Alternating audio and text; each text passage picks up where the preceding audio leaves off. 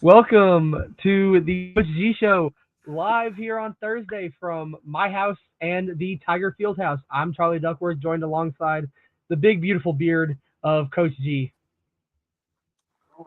How are you doing? Oh, I'm good. We had a interesting day. I got players in here that are watching the stream on Facebook as I'm talking, and they're getting a kick out of themselves. Well, that's good. That's good, at least getting the viewers. So, just to get right in, the Tigers suffered their first defeat last week on the hands of Valley Catholic, or by the hands of Valley Catholic, 23-13. But a lot of eyes have come onto the Tigers now that they're state ranked. They're number 10 in Class 2. They are number 3 in the CMO ball rankings. And I believe they're number 4 in our rankings. So just to get to the what did you learn from that game as a whole? Um, we learned a lot about our boys. I mean, we can. It just shows that we can compete with anybody. I think uh, our conditioning kind of got us at the end a little bit. I think we got a little worn out. Mental mistakes, flags kind of stalled a lot of stuff, which really reared its head in that fourth quarter. And I'm proud of the kids about how they played. I'm not usually in a moral victories, but they played their hearts out. They didn't give up, and Yeah, I hate moral victories, but when you hold a Class 3 team and especially Valley, who has had our number by a lot recently, uh, to just 23 points and you lose by 10. That's a pretty big deal, and I feel like a little bit of a success by the hands of the defense. So just you mentioned the fourth quarter. Let's talk about that fourth quarter for a sec.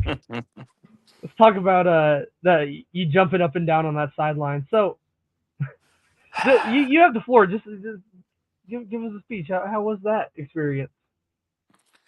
um, my knees hurt. Ground hurt. I shouldn't be jumping. Um, Look, sometimes I've done a really good job of not getting flagged over the last couple of years. My first year, I got a couple, and I haven't had one in a while.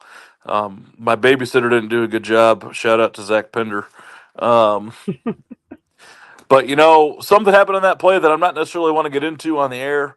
Um, but I'm going to stand up for our boys no matter what, and if that means that me getting on me getting rowdy over something is a way to stand up for them, I'm going to do it and let the flag be the flag. And um, I regret getting the flag and losing my cool, but I don't regret standing up for the kids.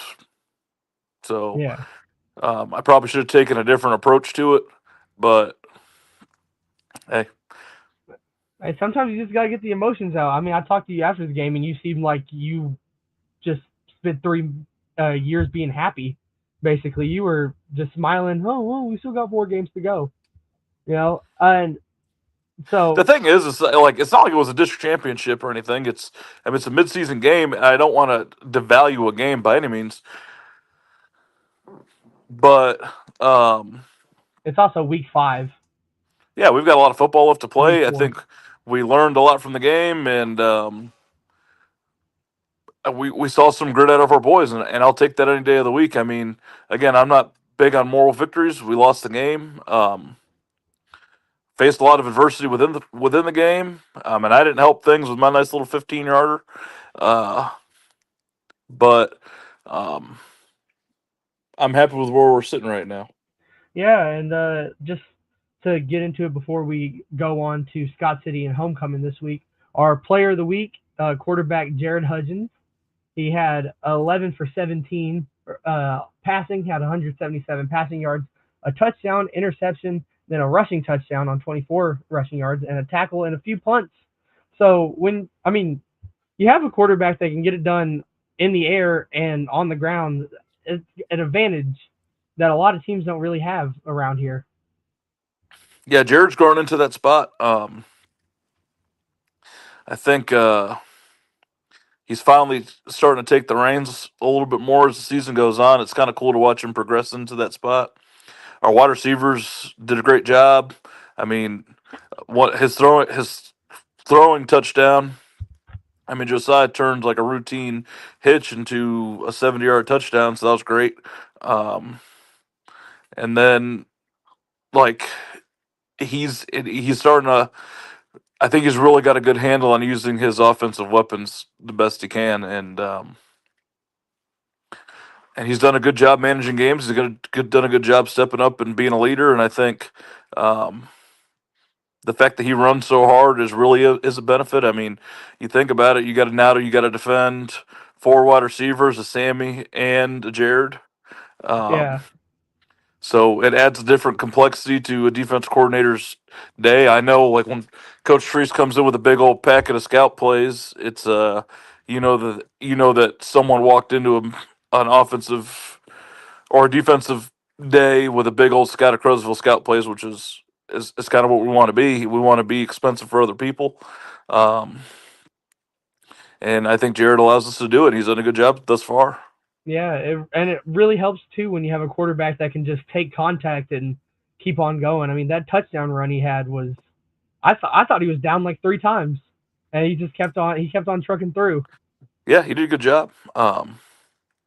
I was fired up, a But good fired up, not a yeah, 15 I yarder mean, fired up. I don't know if you're bouncing down the sideline yet, but you're happy. Yeah, I was fired. Like I said, I was fired up. It wasn't the bad kind of fired up, which we also saw that game out of me. But Hey, you're a dual threat, happy and I'm dual. mad. I am a dual threat head coach. I can be fired up happy and fired up mad all in this span of 45 minutes. The snap of the fingers. Yeah. So now going to this week, it's Scott City. It's also homecoming this week. So especially after a loss, what preparations have you made to rectify that result from last week? We're still just doing what we do. We I think we put in that tight end package last week, and Bigham did a good job blocking. Not bad for a convert quarterback. Um, but we're just playing Tigers football, and we're gonna every. I don't care what any head coach say. Every football head coach is not like homecoming. It is a I week. don't even I like mean, homecoming. I'm happy. Homecoming's not for the boys. The homecoming processions for the girls, and they always look nice, and they always get all dressed up and put a lot of effort in, and I'm happy they get their shine. The football boys are kind of in that part of the night, kind of like the backdrop. Um, I will say, like, I'm thankful that a lot of the stuff's been happening at night, like lip sync competitions and all that kind of stuff. Practice has been happening after practice, so we don't have to battle that. But as we go through the week and homecoming week, it's just wild. I mean, there's a lot of things going on. We got the parade tomorrow and all that, and the kids have really handled it well. The young kids get squirrely. It's their first homecoming. A lot of the freshmen and the sophomores, it's their first or second homecoming. So the younger kids get more squirrely as the week goes on. Um, what I'll say about our kids is thankfully they can kind of just snap from one thing to another pretty good. And I mean, I think we're in a good spot. Yeah, if there's one way I can describe homecoming, just like in the classroom, is a mess because it's like 1 second everyone's there, next second someone's gone, someone's gone, someone's gone. Got to make a banner, got to do all this. There's a I'm lot just of not. effort poured into an assembly and a lot of effort poured into the band, the marching band part. So there's a lot of things going on in one day. It's a busy day, and A lot of moving parts. there's a lot of moving parts. We're thankfully we've kind of figured out kind of like a really solid plan on how we're going to roll with it tomorrow. We've done it three out of the or 2 of the last 3 years because last year we were on a Saturday. Um, Forgot about the Saturday game. oh yeah, Yeah, no it's matter the been a day, no little matter the bit. time, Tigers football is mission stand to play Tigers football. Um, but so we've got a plan together, and we just know what to expect. It's homecoming. It's just Yeah, and what to expect this week is Scott City with Chaffee coming in town, and all the talk of Scott City is on their two players in the backfield mostly, their quarterback Jackson Glock and their running back Rustin Underwood. It's kind of a similar situation that we have here in Crothersville with Sammy and Jared, where both of them can take the load for the game and be able to score. So, what have you done to prepare for that attack this week? I mean, coming off of Valley, where you're playing that kind of that kind of preparation, we just kind of folded over. We know what they're going to run offensively for the most part. I'm sure Coach Bo will have something for us, and the Gloth kid, he can throw the football, and he's mobile, and he's a good football player and a good kid. I got to talk to him when I went out to Culver Stockton. He was out there, and we got to talk a little bit because he was on a recruiting visit, and he's a good kid. Um, Rustin Underwood's a good football player, and um, we do have to factor that part in. But again, like when it boils down to it, we there was things that happened in the Valley game that we addressed during the week and drilled and repped and got better at as the week went on.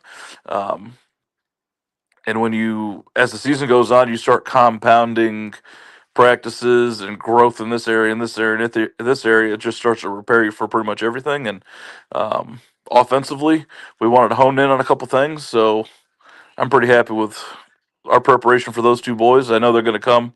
They're going to come into Crothersville, and I don't think. I think it's been like 25 years since Scott City Slant Chaffee's been to Crothersville.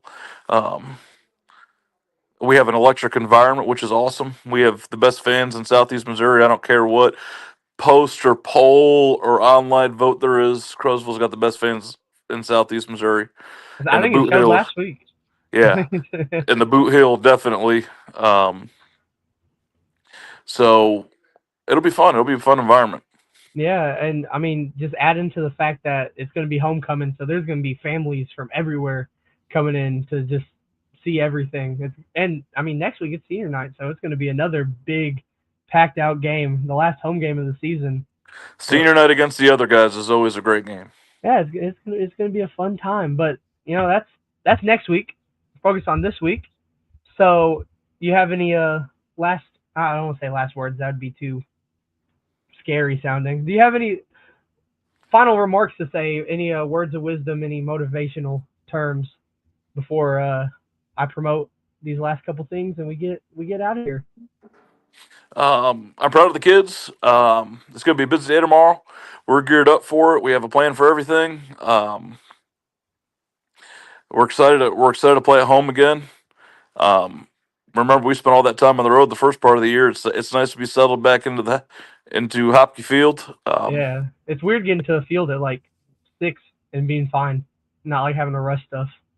Yeah, it's nice. We're excited to play in front of our people again. We're going to play our brand of football, and we're excited for it. We're excited for the homecoming people, and we're excited to really kick the game off at 7. Again, every head coach in homecoming never really see eye to eye. I don't think ever anywhere in history.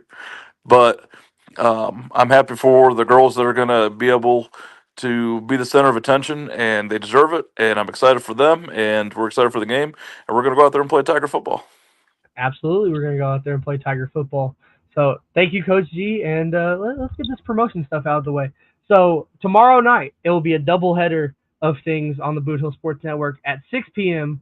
I'll be commentating a homecoming ceremony. I don't think I've ever done anything of that sort before.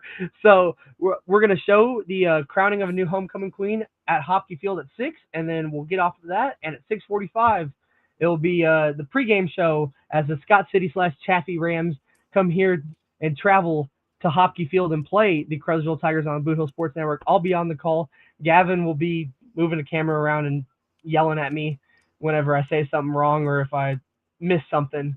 So for all you guys watching, thank you for Coach G. Thank you for Bigham in the background since I know he's still there. No, thank you. Uh, it's been Charlie Duckworth. It's been Coach G. We'll see you next week on the Coach G Show. Maybe live from somewhere. Who knows?